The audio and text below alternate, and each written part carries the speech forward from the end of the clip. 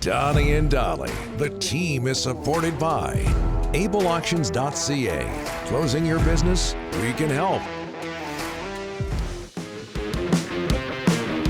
It's Wednesday, and all of our guests today are brought to you by our title sponsor. Where would we be without them? Able Auctions, ableauctions.ca. Canucks knock off the Lightning 4-1. We talked about them being second in the Western Conference in the Pacific Division and fourth in the overall standings. They've won 3 straight, 4-1 for the Canucks over the Lightning. And joining us now, the President of Hockey Operations for the Vancouver Canucks, Jim Rutherford. Jim, thanks so much for doing this. How are you, sir? Pretty good, thanks. Brock Boeser, 3 goals, 21 on the season, 3 goals last night. What do you see in Brock this season that might not have been there last season? Well, I think most people know his story, and I couldn't be happier for any player. He's been persistent and determined, and we all felt bad for what he's gone through in the last couple of years. And sometimes guys can bounce back from that, and sometimes they can't. But in Brock's case, obviously he has. And he's shooting the puck. He's getting the opportunities. There's really good chemistry between him and JT. And he's shown in past years he can score. So I don't think it's to anybody's surprise that he's scoring now that he's back and he's a lot more comfortable with his life. Jim, I don't have to tell you that it's 2 years ago this month that you got hired by the Canucks, and most Canucks fans feel you've done an excellent job of reshaping this organization. What's your opinion of the job you've done? What's your opinion? Well, you always want more. You're never satisfied. You know, our goal is to win a championship. And I knew when I came here, as everything was laid out to me before I got here by Francesco, I knew that it was going to be a great challenge. And it was going to take time, especially with the fact we were in a in a flat cap world. So it wasn't going to be that we could make the kind of changes we wanted to make early on. But now the cap's kind of unraveled. We've restructured our hockey operations. We're very aligned from top to bottom there. Obviously, people have different opinions on players and different things that we do, and there's great debate over it. But at the end of the day, everybody gets along with what the decisions are. And so we've made headway. We still have a ways to go. It's like I said, it's our goal to be a contender and ultimately win a championship, and that's what we work towards. And I think we've made some good steps forward to this point. Jim, a lot of talk about a possible contract extension for you. 2 questions for you. First of all, any talks about an extension for you yet? And second of all, what's your relationship with the owner, Francesco Aquilini? How has that been with him?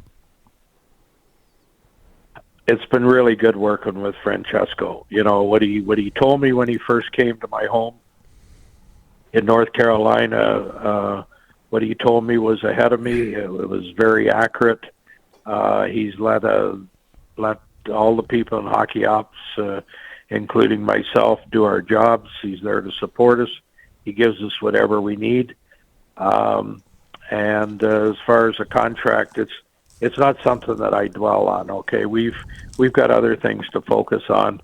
Francesco and I have talked a little bit about the future, but that's not my top priority right now. One of your better moves was getting Rick Tocchet. What has he done to turn this team around in your eyes? In the sense that what are they doing this year that they weren't doing last year? Well, you know, I was familiar with him because I'd worked with him before, and what we were hoping is that we could put a system in place for the players that they bought into, which to the players' credit, they have. They worked hard this summer.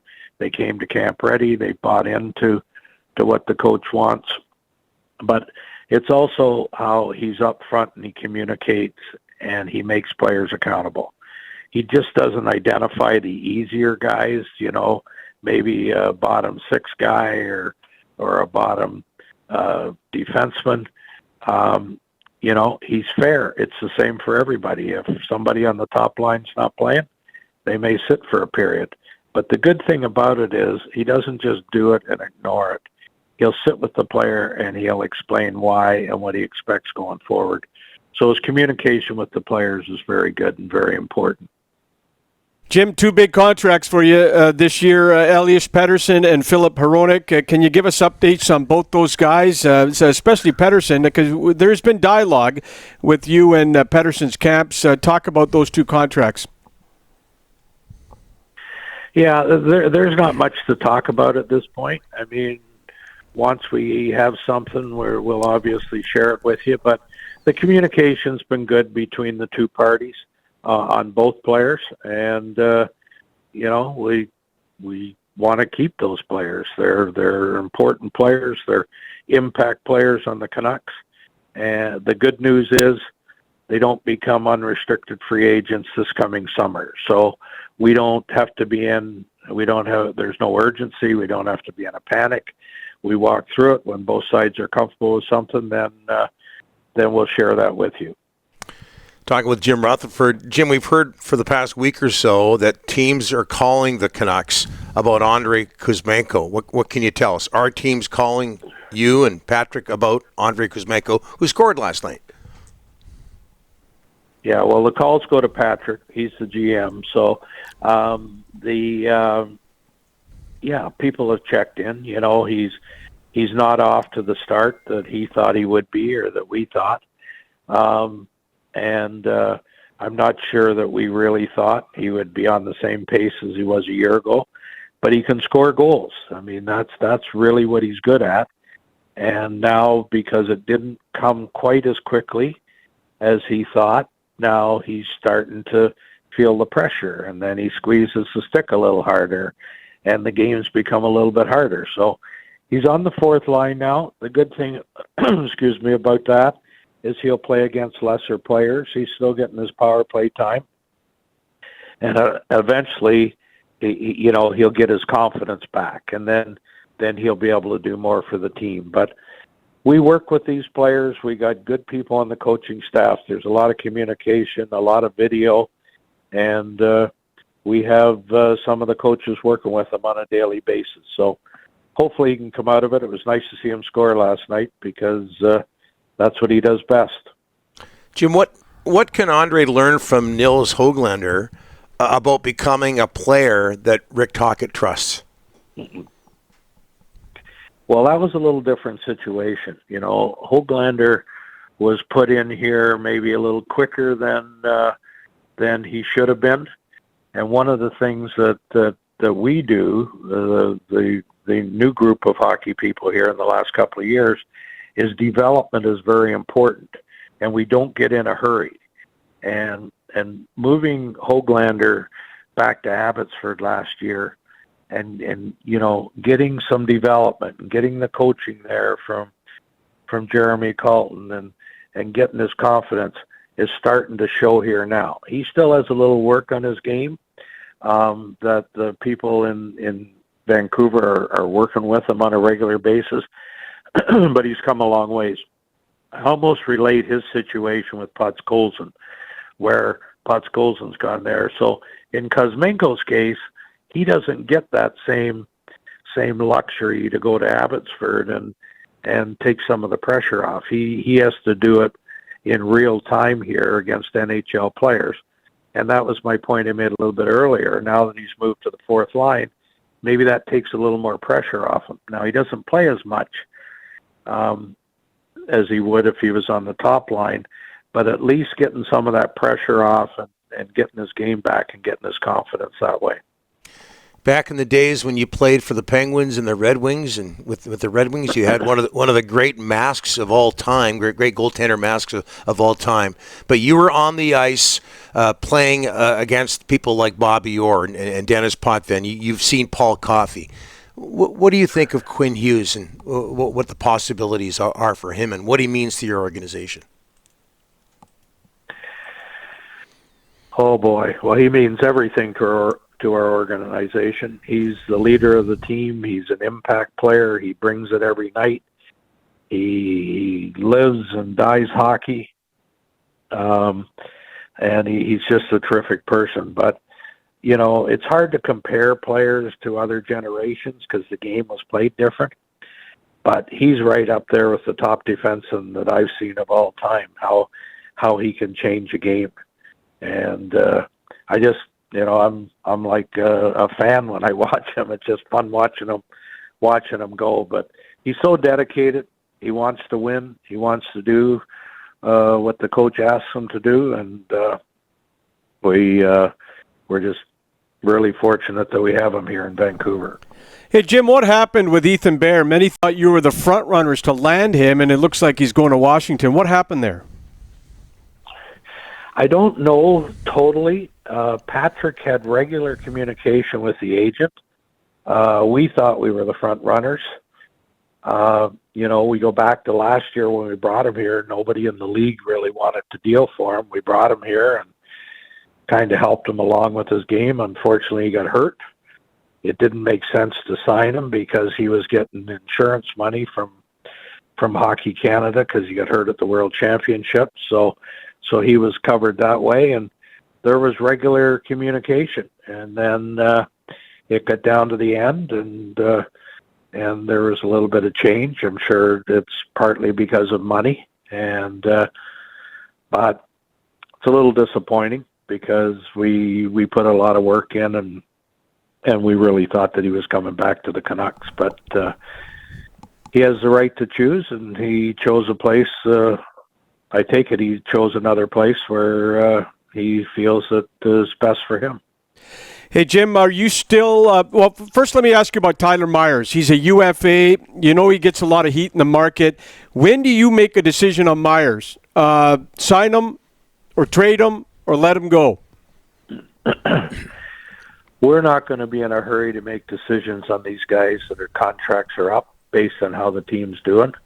Now, we may approach that different as we get closer to the deadline, but we like the fact that we have the flexibility of a lot of guys in the last year of their contract, because one will end up keeping most of them, or it'll give us the flexibility in free agency that we haven't had, where we're going to have cap space to go out and get other players. But I give Tyler credit. You know, he's worked at his game. He likes working with the coaching staff. Every game's not perfect. I'm not suggesting that, but he's given us a lot of good games here in the last 12, 15 games, and and he's a good team guy, and so we'll just see where it goes. He's like a lot of guys that are going to be UFAs at the end of the season. Hey, Jim, Carolina and Pittsburgh before this. I'm not sure of the situation there, but I don't think it's like Vancouver. Just from a personal point of view, what's your opinion of all the media attention? It's a hot market. What's your opinion of all the media attention the Canucks get in this city? I think it's great. It shows the interest in the game. It's a wonderful hockey city and province. And the media, there's a lot of media, and they're very competitive. So they have to, it's not for me to say whether I agree with them or disagree with them. They have the right to say what they want. I don't follow it very close. I'm not going to be influenced by what some media people think we should do. We have enough people in hockey operations with opinions. But I think it's great. You know, if you're in a market where you don't have much attention, then it shows there's not a lot of interest in the game. What was your reaction when you heard, and there's people on this show calling for this, but when you heard the word rebuild early on in your tenure with the Canucks? I gave that some thought in the very early going when I was here and observing different things. And I just don't think it's possible to do a rebuild when you have two-star players coming into their prime in Hughes and Pettersson. And if you're doing a rebuild, it means you're getting rid of everybody and you're starting all over. So that would mean you'd be getting rid of them, maybe not because you want to, but they're going to sit there and say, "Whoa, we've lost here long enough. I don't think I want to go through that." So it's something I give thought to. Rebuilds are interesting. It turns out for some teams, and it doesn't turn out for all teams. Obviously, when a team took a step back and rebuilt and won a Stanley Cup, everybody points to it and says, "Oh boy, why don't we do that?" But they don't point to the teams that have been in rebuilds for 10 years and haven't got there either. So there's pluses and minuses to it, but in my opinion, with Hughes and Pettersson, we were not in a position to do that. Jim, last one here. Pod Coulson in the minors, 10th overall. What's the plan with him? Patience? A lot of people want to see him called up. Just go through what your thoughts are on prospects in Abbotsford, the young kids, especially high draft picks, because fans want to see him in Vancouver, not in Abbey. But what's your plan with Pod Coulson? Well, unfortunately, he got hurt.